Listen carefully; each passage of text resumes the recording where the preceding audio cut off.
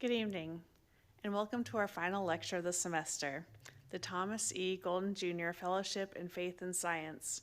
As always, please submit your questions through the link bit.ly/STMlectures. Tonight, I'm pleased to welcome Dr. Yusuf Ransome to STM. Earlier this year, he spoke to the Yale Religious Ministries about his work, and it was clear that he is someone who is integrating faith and science in really interesting ways. Dr. Ransome is an assistant professor of public health at the Yale School of Public Health. His undergraduate degree is from the Brooklyn College of the City University of New York. He received his master's degree from the University of Michigan and his doctorate in socio-medical sciences from Columbia University. Please welcome Dr. Ransome as he addresses the topic, the role of gentrification in shaping the religious landscape of American communities, implications for health, social, and economic futures of disenfranchised peoples. Welcome.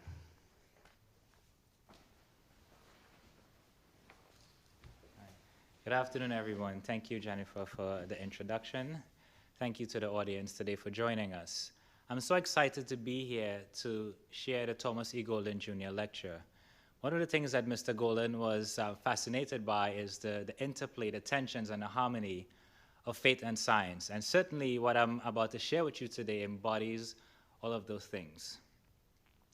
So as I begin, I want to share a little about myself and this journey that brought us here today. And it's a selective history showing some major points, a few times the years as well as the periods that really shaped, again, everything that I'm going to be sharing with you. And the first is starting off that I was raised in Trinidad and Tobago, grew up in a largely Christian household, attended a parochial Catholic school as elementary, but then went on to secular schools in high school as well as in college. The second major period is when I migrated to the United States in 1996 to reunite with my mom. And during that time, living in communities in Brooklyn really sort of started to focus my investigations to understand the role of religion beyond the person, right? Thinking about the role in communities. Fast forward into 2009, several things happened between 2009 and 2021, including moving to a different neighborhood in Brooklyn where I started to see differences in how the churches were operating, the shift and the characteristics of communities. I started my doctoral education at Columbia where I learned about the interplay of religion and health, among other things. And then fast forward into 2021, as an assistant professor here at the School of Public Health and combining all of those things that I've learned across time, as well as what I'm doing here at the School of Public Health. So I'll share to go in a little about the early observations. And a few things that I want to share from this graph, from these pictures rather, is that churches were everywhere. That was the first thing that I noticed when I came to the United States and I moved into the East Flatbush community. So from the picture that you see here, the first one is showing that two of those churches are literally separated by a gate, right? And what you can see from this picture is that there was another church directly across the street. But sometimes, even as you look at the picture below, there were churches that literally stuck onto each other, were separated, not even by a gate. So it was really fascinating to me from a standpoint of being in a space and seeing so many churches around. Sometimes you go 2-3 blocks, and within that span, you might see 5 to 6 churches. So this was a time when my first sort of intellectual curiosity began, and I asked myself, well, what is the role of religion, and particularly in these communities, when there's so many churches that surround? And this has begun to shift a little bit about my personal faith, right? Thinking about the role that religion has played in my life, but now understanding, well, does this have a greater implication when we look at religion at the community level? So fast forward again, based on the timeline, this was around 2009, that I really started getting into pursuing this as a formal topic, right? Try to get more involved in the work, not just from a curious standpoint, but thinking about, well, what does this really mean for life, for social life, for health, for economics? And it was this time when I started my education at Columbia University when I was pursuing doctoral studies. And I get to really learn a bit about how do we understand, right, from a theoretical standpoint, the role that religion is playing in health. So I want to point at two studies that were really important in shaping how I began to see the work that I'm doing. The first is a study by Emil Durkheim, Suicide. So just like the observations I made when I moved to New York City, when I saw all of these churches, I had a few questions. Durkheim observed a few things, right? That it seemed to be higher rates of suicide among Protestants. And he wondered why was some of these, what was responsible rather for high rates of suicide in some groups compared to others. And his observations led him to study the role that churches, or the role that sort of religion, the religious composition in communities was attributing to suicide rates. And a few things came out from his research. One is that there is a correlation between the prevalence of religion within a community and the suicide rates that we see.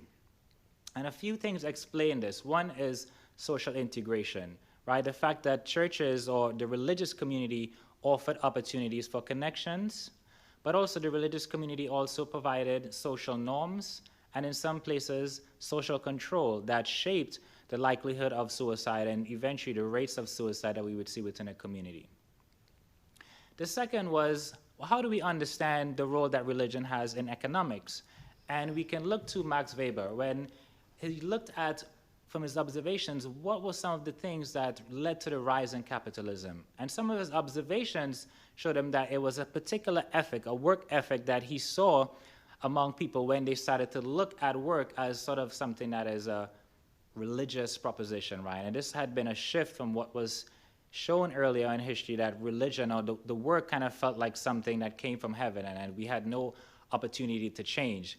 But as differences in opinions and understandings came about, we started to realize a shift that showed how important religion was in shaping the capitalism and then in turn shaping the economic futures of societies. So from these two works, I really started to get the theoretical foundations to locate some of the questions that I would pose later on as I go through my studies.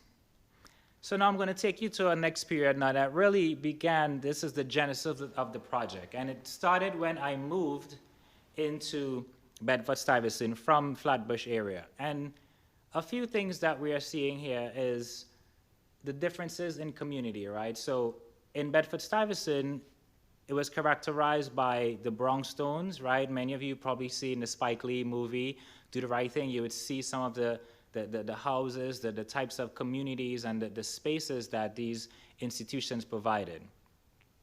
But what was also really important is the physical structure and the presence of religious institutions.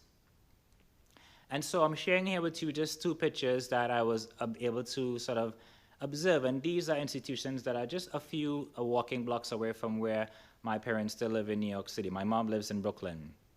And what we can see here is sort of the majestic nature, right? That the churches had this strong kind of physical presence in community that really helped us understand the presence, right? Helped us to kind of feel that you're connected to something greater than ourselves. And so this is one of the first sort of things that really got me started to develop this curiosity, this intellectual interest in the work.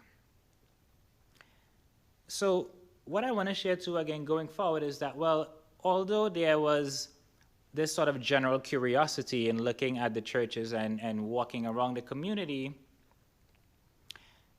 it was still sort of curiosity, right? It wasn't really something that pushed me over the edge, something that really took me to where I am today, until a few experiences started to happen. During this period, I also finished my doctoral studies at Columbia and went on to Boston to pursue a postdoctoral education at Harvard School of Public Health. And during that time, I would often drive back and visit my mom in New York City over the span of 3 or 4 years. And each time I came back into the city, I started observing that there were demographic shifts happening, both in terms of the population makeup of the communities, but also in the economic and structures, or the types of structures that I was seeing in the community. Before, I could have gone to the store and got a cup of coffee for 50 cents. But now there are places that coffee is selling for $5. So there were just a lot of things happening. And one of the things that became clear was that churches were getting caught up in this change of the demographic shift that we were seeing. And so this is one example. In 2011, for instance, this is a church that's on the corner of the block where I live. And for many of you who visited New York City before, you know that there are a lot of one-way streets, right? So in this particular location, I had to come down a one-way street and then make the left on another one-way street to come home. So I couldn't miss this. I only had one route to get into my house. And so this was one of the churches that was at the corner, and on Sundays you would see people coming outside, gathering, and on occasion you're able to see through the glass people having service, right? And so it was something that was immediately noticeable. So as I came back home throughout the years, I saw one day that the place had vanished. The first thing you saw that the awning was missing, right? So it was hard to notice this big purple awning, and then one day you came and it's gone. And so I asked my mom, like, what's going on? What happened to the church on the corner? And she said, well, yeah, the churches are closing. Haven't you seen? There are a lot of other churches that are closing. And so that's when it really started hitting. And it's like, wow, this is interesting. There's something about this that I need to understand. And so that took us into this next phase, which is, so after seeing these churches, it still, again, didn't quite click yet of having that sense of urgency to do something until one day. So this is a picture of Upper Room Baptist Church, and this church is unique in the sense that it's right in the middle of my house and the grocery store.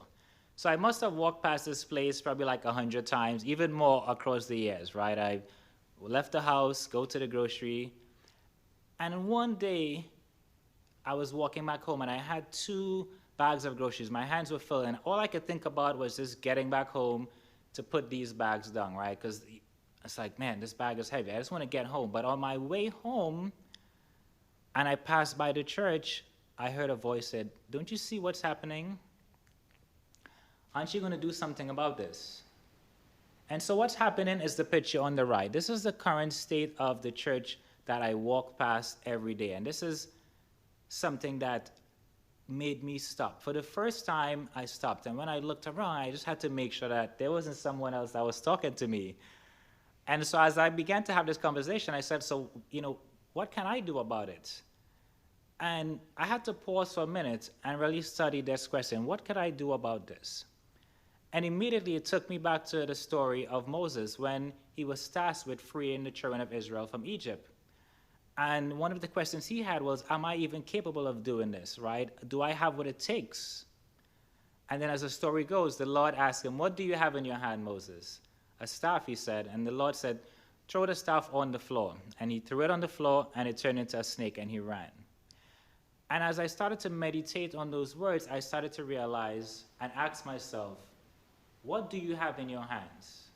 And at this point, I've had a master's degree from Michigan, a doctorate degree from Columbia, and a postdoctoral degree from Harvard School of Public Health, and also being a faculty at Yale. So I certainly had enough equipment in my hands to make a difference.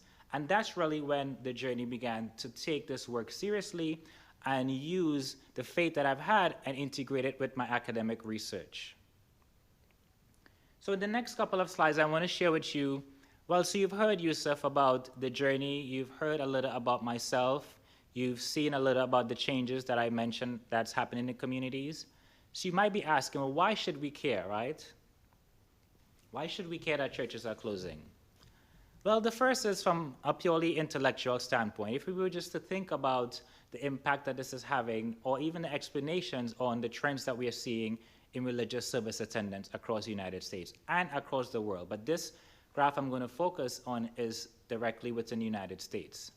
So what you're seeing here is something that I'm sure many of you have been familiar with, either through the news or probably what you've heard from others, that there's been a decline, a consistent decline at best, in the religious service attendance across the country.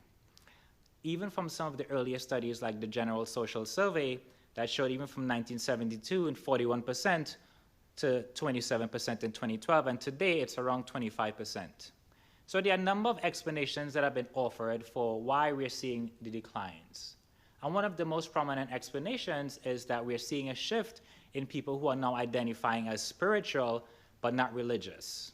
right? So that's one of the main things that are being put forth right now, that it's merely a shift in how people are identifying rather than an actual decline in attendance. But that isn't sufficient. Though there are other explanations, people are saying, well, there are a lot more competition. There are a lot of social structures, secular structures that offer the same types of things that churches provide, right? So people are just merely shifting from one engagement to another. But what's important about this is that most of these explanations to date really focus on the individual level explanations, right? What are individuals doing that is either showing a decline or showing up as something different? But what is important, or what's the role to understand of the changes that we're seeing in community, is what Durkheim called a social fact, right? Looking at things that are beyond the individual, things that impose opportunities or constrain things for the individual. So what do I mean by this? Well, if you lived in a community perhaps with 20 churches and you just moved in there, maybe you might have a lot of options or opportunities to choose one and attend.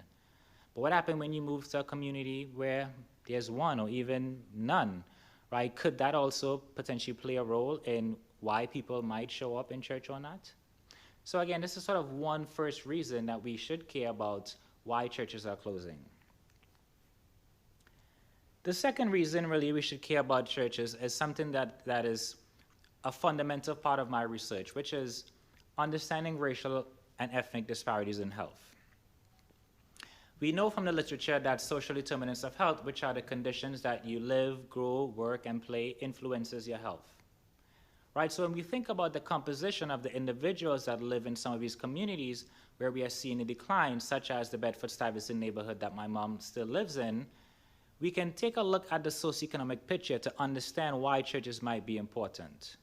So let's take a look at these figures here for a while, right? Just to kind of show a little bit of what I mean by why churches might be important. So we see that two important metrics of social determinants, income and poverty. As we look at the chart, we see that the average income is particularly low in this community, right? And we know that income allows us to buy material goods, but also allows us to avoid certain things that lead to poor health. When we look at poverty, we know that poverty is also correlated with a number of other characteristics, violence, right, food insecurity, all things that shape health, and particularly shape health for people in racial and ethnic minority populations. So we should care that churches are closing because churches provide a lot, right? Churches address in some way or another various social determinants of health. So let's just kind of take a look at the same church that I'm talking about, Upper Room Baptist Church. So this is a picture of their billboard of some of the type of programs that they offered.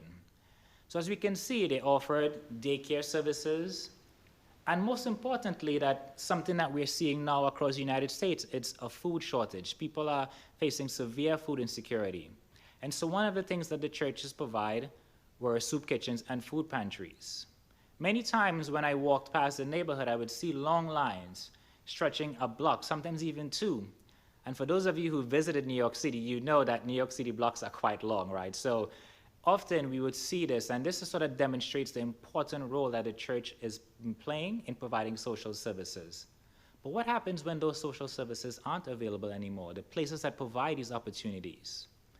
And so yes, we might say, well, there are other places that do this, the schools, there might be libraries, but I haven't seen it as much. There are other structures that provide opportunities, resources, but I would argue not as much as the churches have been providing, particularly in these communities.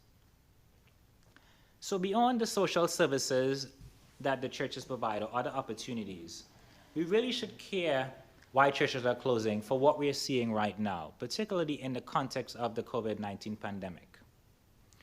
I'll first say, of course, that the churches had an important role to play early in the pandemic in terms of spreading COVID, right? We all probably are familiar with the stories of the churches in Korea, where the congregants gathered and it was suspected that that's how COVID was spread in the country.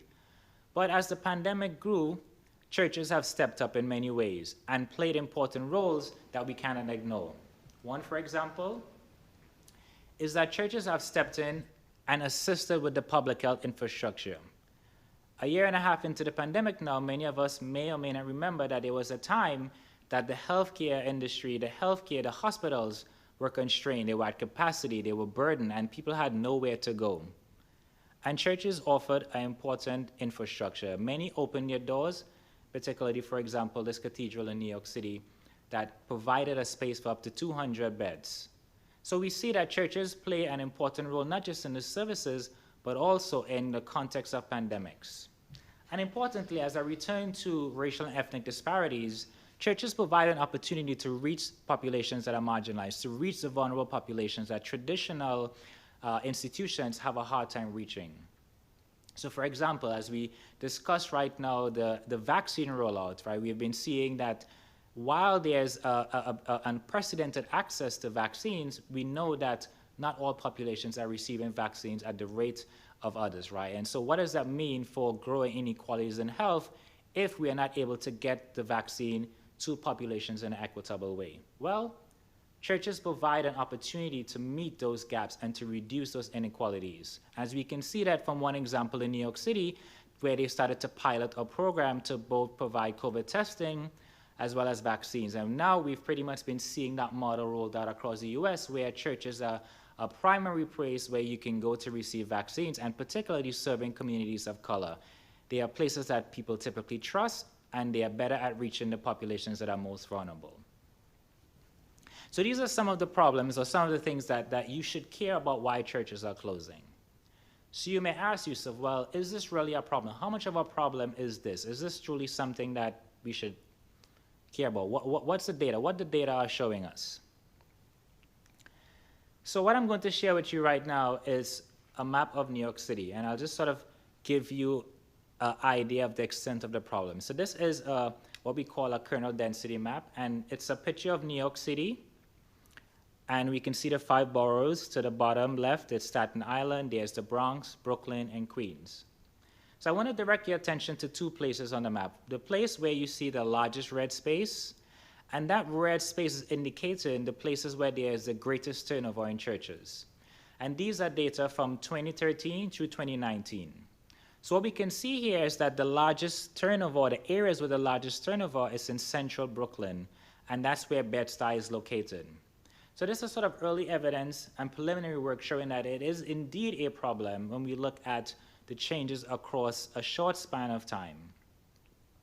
And you may ask, well, is this only unique to New York City? And the answer is no, right? In similar places where there is gentrification happening, we are seeing similar trends.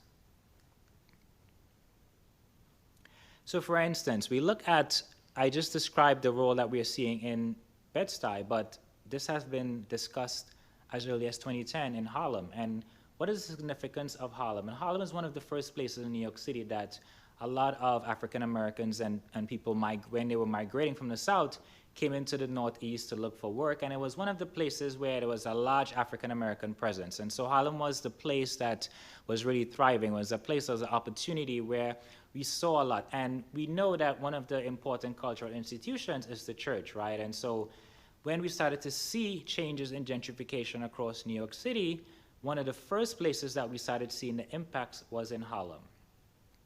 But again, this isn't unique to New York City, right? And it isn't something that was just yesterday. We can see that the same things are happening in other places, such as Philadelphia.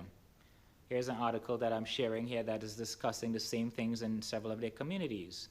And again, we're seeing this phenomena from news reports and other sort of anecdotal stories in places like Chicago, places like Baltimore, Washington, D.C., and elsewhere.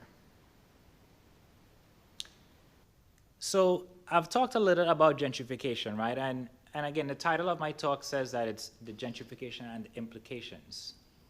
So as a researcher, you kind of evaluate the evidence, right? And so you hear based on anecdotal evidence, you see the stories reporting.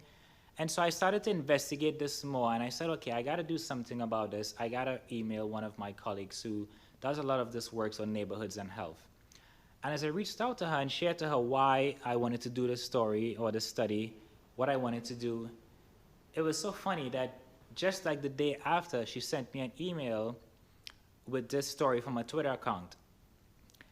So before I move on, I just want to share, sometimes when we engage in a research project, we often think that it's something that, maybe it's only you have an interest in, or it's something that you just sort of came up with. But what I want to show here is this is something, and many of you may call it coincidence, but some of us believe that it's not coincidence, it's probably confirmation rather, that the person that I reached out to just a day after had something that was speaking exactly to what I was interested in and shared this particular story, and I was able to go into it, and there was a news piece that was produced on ABC7 that sort of showed, again, some of these changes, and the reporter went around and documented several churches that are closed, and again, sort of situated the conversation in the context of gentrification.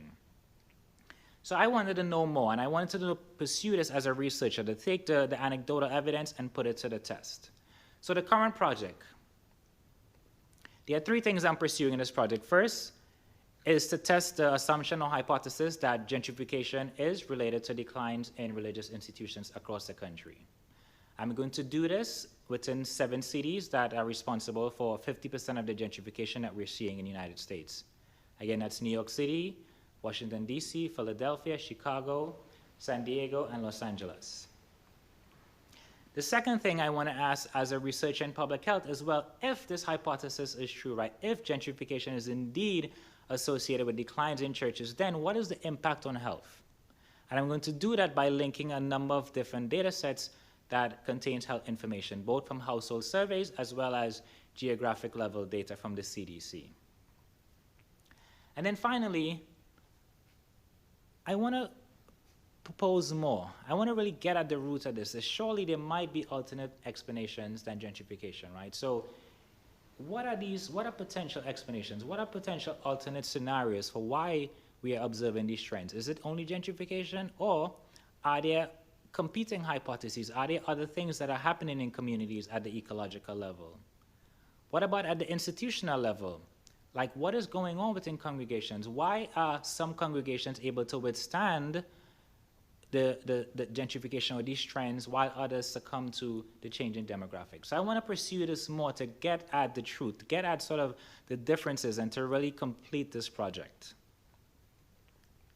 So I'm going to share with you in the remaining slides some implications for the project. And the first is thinking about what are the political, the policy, and the practical implications on health, social development, and economics. And I've talked about a few earlier in terms of what are the things that the churches provide that we need, right? The resources, the opportunities, the infrastructure. But I also want to explore this from an intellectual perspective in terms of how do we understand the role of religion in communities going forward, particularly in the context of the rising technology. And COVID certainly didn't bring this trend, but it certainly increased the rate at which we were starting to see people observing religious service attendances online or in a number of different spaces, whether it's through YouTube, or some churches provide VR, some churches even provide holograms. So certainly there's a whole array of sort of virtual or digital experiences for religion. So what will happen in the future if we have no churches to go to, no religious institutions? What is the implication for this current project on understanding these trends? But what's most important, or among the things that are quite important really, is as we understand today's climate, right, as we see the things that are happening in America, right, whether it's racism, whether it's sort of migration, the different threats that we experience, and the different struggles that populations are experiencing right now. And in the context of understanding that churches provide an important place of safety and refuge. Right, what would happen if there weren't any of these places where populations can experience a sort of sense of peace, relief that they can turn to? What are these safe spaces other than the church? And I'll share one thing that it sort of illustrates this point, that even if one isn't religious or doesn't attend church frequently, there's often that glimmer of hope when you walk past a religious institution, and perhaps maybe you might even see someone outside, as happens to be the case a number of times that I'm walking by in my neighborhood in Brooklyn, and someone will walk past me and walk by the church, and they will say, "Hey, can you pray for me, okay?"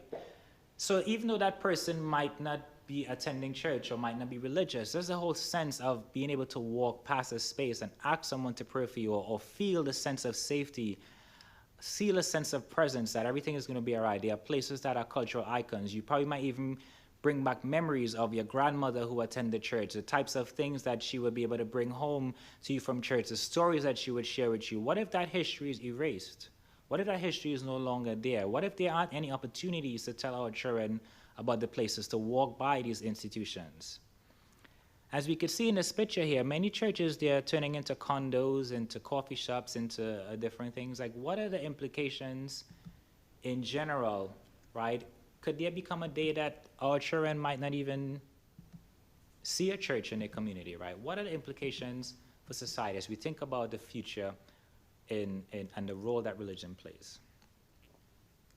So as I close, I want to first thank Jennifer Shah for this opportunity, St. Thomas More Catholic Chapel and Center at Yale, the production team, thank you for doing a great job, certainly for the audience, and I want to keep the conversation going. I'm looking for specific ways to translate some of these research into policy findings. What might be some of the implications of this work, right? So we know there are a number of things that are happening in the housing space, right? In some communities, for instance, they are protected buildings. There are certain places you can't demolish, you can't paint the doors, there are certain protections that are offered to spaces. And even in the development of new construction, there are certain laws and policies that state you have to have a certain number of units that are devoted to low-income homes or households. There are a certain proportion of these units. What might be some of the implications for preserving some of these churches and communities, and churches including the wide variety of religious institutions? So not just focus on Judeo-Christian churches in a sense of the institution, right? Can we think about some potential policy implications for this work? I'm also interested in students who have a passion for this work. You want to have a talent in media, in GIS, right? I'm looking for students who are passionate about this work. And certainly, we're looking to talk to faith leaders, right? What are you seeing in your own communities across the United States? What might be some of your thoughts on this topic? So please, I'm looking forward to taking your questions right now, but even as we end, let us continue this conversation. I can be reached at my email here, as well as on Twitter. Thank you very much for your time. Dr. Ransome, thank you so much. I think this was probably the best advertisement for having churches that I've heard maybe ever in my life. So it's always great to have somebody who's very supportive of the work that we do here. You talked about just looking at what faith leaders are looking at. Over the last few months especially, I've seen lots of articles about what happens post-COVID, right? So people haven't been going to church, they've been watching church online.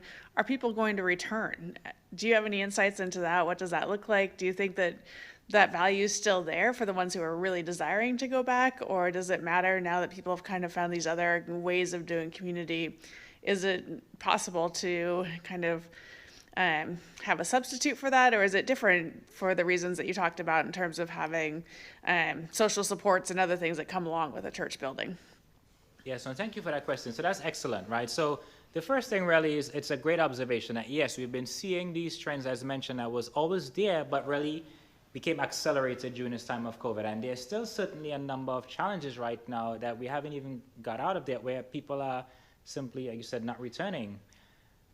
But as I mentioned, there's a specific type of quality and opportunity, things that the church provides that perhaps other institutions don't, right? So in terms of like, well, can we go to other places to experience the same things? Or can we stay home in our homes and experience the same thing? And the answer, for the most part, is unknown, right? There's, for the most part, the predominance of the religious research, the work on religion and health has really studied the impact of church attendance on health, right? So physical attendance, whether it's a self-reported question that asks in the past month or two, how often have you been to religious services? But we really haven't seen that research yet to show, well, perhaps is there a similar effect of attending churches online or in this virtual space on health? So that research is just beginning. But I would speak to this in the context of we are having that similar debate in terms of school, right? Where children are being educated at home. Many children are comfortable being at home, being able to wake up and experience this, but there are other kids who are just longing to go back to school, to see their friends. So I want us to kind of think about that answer in the context of the larger experience, right? Even going back to work. Many of us miss seeing our colleagues in the office and are just waiting for that time to return. So my sense is that if we're experiencing these same things, when we think about the secular world, I believe, and it's probably even stronger, that we are going to see a urgency or a greater push, in fact, of people that are seeking to get back into a place of worship, that they, can build social connections, but also sort of reimagine what society looks like going forward. So I do believe that churches will return. The question is still, it's still ongoing, and it's an empirical question that many of us right now in academia are investigating. So I had a question that was sent in. I was struck by your observation that churches are social institutions that instill trust, especially in public health movements. Could you speak more about why this trust is so important? So absolutely, and again, there's no shortage of evidence, particularly right now. One can turn on any major news channel and sort of see that for a large segment of the population, trust is very important, right? There was a recent poll a few months ago, actually, no, in 2019, no, sorry, late 2020, just when the pandemic started, a Gallup poll that asked respondents about trust, right? And it was somewhere around 47% of people said that they think someone will take advantage of them. And so it's the same when we think about the level of distrust that this COVID pandemic has brought in society, right? Not only for individuals, but for institutions, right? If we think of the type of mixed messages that we've heard from different institutions, whether it's public health or education or elsewhere. But the church is important because it provides a filter at which to interpret some of the messages. So if we obtain that same message on TV, directly from the news channel, there's a certain sense of apprehension, a certain sense of caution in taking advantage of that same information as if that information were presented from the pulpit, right? So we see that it's also an important channel to provide that information so that people can trust. And as I mentioned, not only is it in the delivery of the information to individuals, but also just in the physical space, right? That sense of community cohesion that you can go, that you feel like you can go to get the right information, and you could feel like you can trust this information that you're getting.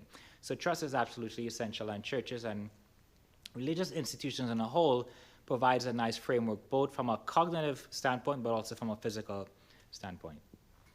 Just as a follow-up, I'm just curious, because of that trust, does misinformation also get spread, or is it mostly a positive correlation with trust and information? So that remains to be seen, right? There's certainly a lot of anecdotal evidence, right? And we can see this from the news that people are hearing one thing in churches, or even within denominations, we are seeing different messages portrayed. So it isn't that the information is entirely pure, or isn't that false information is entirely eliminated, but there's a certain sense that there is a greater degree of trust in hearing that message once it comes from your institution. So what are we doing right now in public health? Well, a number of us in public health, we are working closely with faith leaders, and that's kind of one of the ways that we can bring science, we can bring the evidence-based treatment, the evidence-based medicine, like we can stay up to date with what's happening, but also do it in a way that's culturally relatable to the populations that really need to hear it in those spaces. So again, just to reiterate, it isn't that trust and that in the church entirely eliminates misinformation, but it certainly reduces it and certainly makes the information that is truth much more acceptable. You spoke earlier about the fact that maybe a lack of churches is the reason people don't go to church in certain neighborhoods. And certainly churches are closing because people aren't going, but also if there aren't churches there, then people aren't going to the churches. I'm wondering if you see disparities between wealthier neighborhoods versus neighborhoods that have more significant poverty in terms of how quickly churches are closing, or is there any relationship to that? Yeah, so it's a great observation. And so what we were seeing, at least from the preliminary data, are that these changes are happening predominantly in communities of color, and if you want to look at it, predominantly in low-income communities. So as we describe the trends, as mentioned, it's a broader demographic trend in which gentrification is only one small part of it, right? So there's a lot of development, there's a lot of sort of demographics in terms of where people are moving to, where jobs are located. So it certainly isn't only gentrification, as I highlighted in the talk, but it's really to create this conversation, right? To create this tension, this sort of investigation. Could there be other things? But from what we are seeing right now, at least based on what I know in New York City, a lot of it is happening in the places that we are seeing the greatest sort of financial distress, right? Greater poverty. And So I think, based on, again, the sort of preliminary evidence that a lot of the changes that we are seeing, we might expect to find a tight correlation between poverty, low income, and the changes in religious institutions. Just out of curiosity, have you brought any of these questions to your native home of Trinidad and Tobago, or have similar questions been asked internationally, or is it more just in the United States? So absolutely. So I think certainly one of the things I'm really excited about is when I first began this project, right, it was really just focused on addressing what I saw in my own backyard, and particularly in this small Bed-Stuy neighborhood. But as I began to share this with others, I started realizing that this is not just an American problem, right? This is happening in Amsterdam. I've visited Amsterdam before the pandemic and seen the same things. Many churches there have been turned into condos, right? I've been talking to others that are saying we are seeing the same thing in Australia, in certain parts of the world. But it's certainly an empirical question. It's something I would really love to expand, but I'm just sort of starting right here in my backyard. But certainly, this might be happening, and hopefully the project that I shared raised curiosity for you to start looking around in your neighborhood, wherever you are, whatever part of the world that you are, to see if these same things are happening. And please get in touch with me and let me know if you're seeing the same changes in your neighborhood, so perhaps that I could expand the study as well. The happiness class, as it's oftentimes called here at Yale, I'm sure you've heard about this class, also talked about churches as being one of the aspects, or religion, faith, spirituality of some sort being an aspect that leads to happiness. So how do you market that, right? As somebody who's in public health, this is also something that you're finding. How do you convince people that this is actually something that's scientifically helpful? So a few things. So this is a great observation. And certainly I'm aware of the class and sort of, the great opportunities that they share, that happiness is an important determinant of health, right? So oftentimes we define health in terms of the absence of disease or the absence or the presence of disease or illness, but we know that health is broader, right? It includes well-being, it includes happiness, it includes capabilities for human to function, it includes flourishing.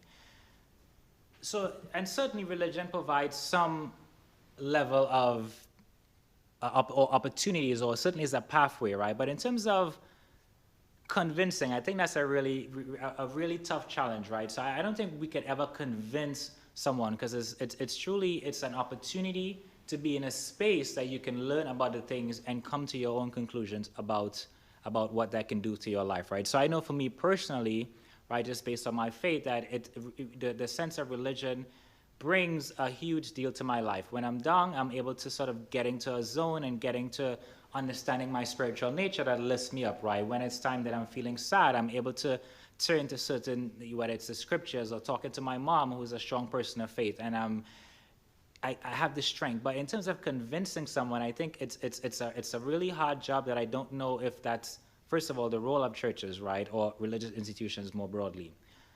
But what I can say is, again, that churches certainly provide an opportunity for one to experience a lot of those things, right? So think about when we go to church and we see our friends, how happy it is, or when we hear a message that it feels like that message was just created directly for you and no one else, right? That lifts you up. So there certainly is a lot that the individual can experience that definitely relates to happiness, right? But in terms of convincing, that's a harder task. What I would add, though, as you talked about marketing, is that churches actually really need to reinvent themselves. And I think that is a unique opportunity, but it's also a challenge. So how do you meet this demand for a population that has essentially missed out an entire year of being in a place of worship? Or even some people forget what that worship experience might be. Some people forget where they even used to sit, right? So like, how do we think of the importance? People are saying, well, I don't need to drive to church or to go. I don't need to put on any clothes. I can just sit home. More importantly, I can watch 2 or 3 different services, right? I can do a lot more at home. I'm better off. I can send my tithes in online, etc. So churches certainly have a monumental task ahead of them, transforming their appearance of what does it mean to be in church? Is it simply coming into a place to worship, or is it more, right? There are certainly new opportunities to provide more social services, to provide educational training, to meet the social determinants of health. And I believe that churches are already well equipped because they've been doing this for a long time. So I think there is a lot of work to be done, but there's certainly a lot of opportunities. Despite what's happening during the pandemic, churches have an opportunity to reinvent themselves, and in a positive way that I still think can bring cohesive societies. Well, that's certainly one of the conversations we're having too, like going into next year with students who haven't been inside of churches on campus, and how do we relate to that?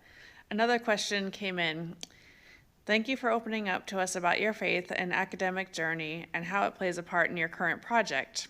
Do you have any words of wisdom or encouragement for students who are trying to find a way to weave their faith and their field of study together? Absolutely. So again, one of the things that when I looked at Thomas E. Golden Jr.'s profile is that the interplay, that tension, right? And so there's always going to be that tension. That tension never goes away. Even as I've started this project, I'm still experiencing a tension of, well, what funding should I apply to? Who's going to fund this work, right? So there's always going to, so what I want to encourage you is that you really just want to trust what you're feeling. Many of us, we might call it conviction, we might call it calling or purpose in life. I encourage you to stay true to that and to pursue that, to get the courage to do it. It might take you 1 year, 2 years. In this case, I've been observing this trend since 2010. We're in 2021 right now, so it's over 11 years. But I'm here today, right? All the experiences led up to today. So I want to say to you, pursue what you feel in your heart. If you feel like you've been called to do a specific thing, now is the time to pursue that, and to pursue that without delay. Right? You know, everything that you need is already here for you. There's so many things I can share right now when I started to actually take on the actual burden to do this project when things started to come to life, right? And I'm happy to have that conversation outside of the talk, as I go, to go into it will be quite in detail. But I just want to share with you that a number of things just started falling into place, if you will. But we know that there's sometimes no such thing as falling into place, right? It's a divine order that you sometimes walk into. So I encourage you to follow that burden, right? To take up that mantle and do what you think is best. Whatever that calling is in your heart, I encourage you just to go for it. Use the story of Moses and using the staff. So what's actually in your hands right now? And also are calling for students who are passionate about this work. What kind of skills would you be looking for in students? Are you just looking for public health students, or are there other kinds of skills? And we have students who are looking for jobs. So who should I tell to come contact you? Everyone is welcome in this work, right? So there's, Yale and the broader community. So not even just within Yale, right? Wherever you are, again, in your communities, if you're seeing things in the communities, so it's not only limited to Yale students, but certainly we have exceptional students here at the university, students who are highly gifted or are trained and just hard workers, just dedicated, just students who are interested in GIS, interested in media and documentary and talking to people and going into communities and writing news stories. So I'm looking for a range of talent. I'm just really seeking the heart, the interest. If you really have an interest in your heart for this work, that's most important. We can provide training, I could provide support, but I just really want the people who care about this work, because I'm not just doing this work for myself, but again, it's a burden that we experience in the communities across America. And I think that my small role in this project is to do this research. And so I welcome all gifts of many sizes to join me in this project. Well, Dr. Ransome, thank you so much for joining us tonight. I think your own personal story and your research are just fascinating, and certainly will help to inform, I think, what we're doing as we go into our future as well. To our audience, thank you for joining in throughout this year, and we look forward to having you back in the fall for more lectures. Good night, everybody. Night.